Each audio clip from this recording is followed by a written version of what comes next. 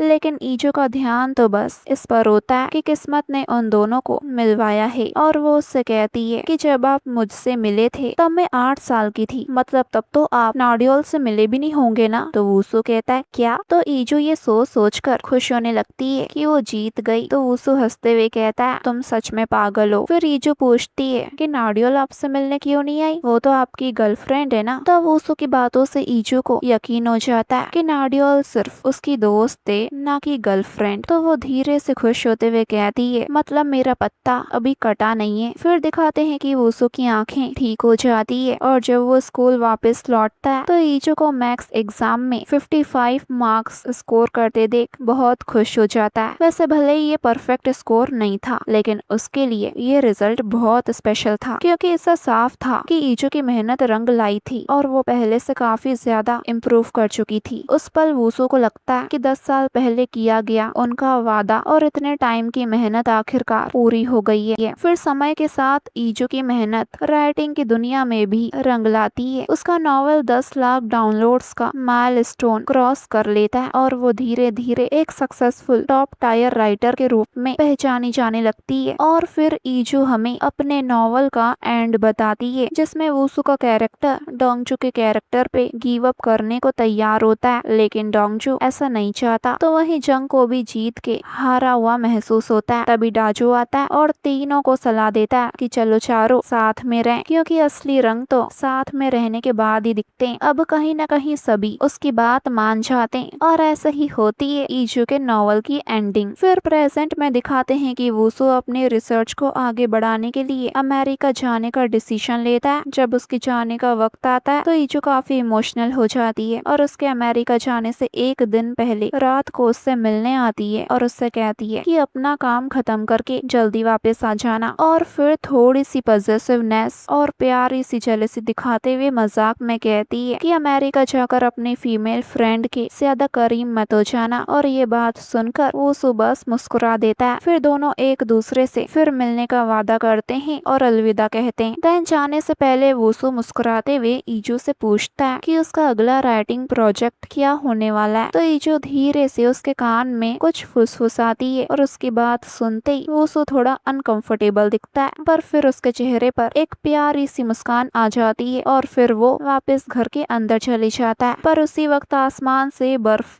गिरना शुरू हो जाती है। तो ईजू एक्साइटमेंट में वुसु को वापस बाहर बुलाती है और अपनी जिंदगी की पहली स्नोफॉल को एंजॉय करने लगती है। वो गिरती हुई बर्फ को बड़े एक्साइटमेंट के साथ महसूस करती है, जैसे उसकी जिंदगी का एक नया और खूबसूरत चैप्टर शुरू हो रहा हो। और दूर टेरेस पे खड़ा वुसु उसे देखते हुए मुस्कुराता रहता है। ईजू के चेहरे की खुशी देखकर उसके चेहरे पर भी सुकून और प्यार साफ नजर आता है। और इसी खूबसूरत इमोशनल और हार्ट वार्मिंग सीन के साथ इस ड्रामा की हैप्पी एंडिंग होती है। गाइस, आपको ये ड्रामा कैसा लगा कमेंट करके जरूर बताना। और अगर आपको मेरी एक्सप्लेनेशन अच्छी लगी तो लाइक, सब्सक्राइब एंड हाइप करना मत भूलना गाइस। Thanks for watching.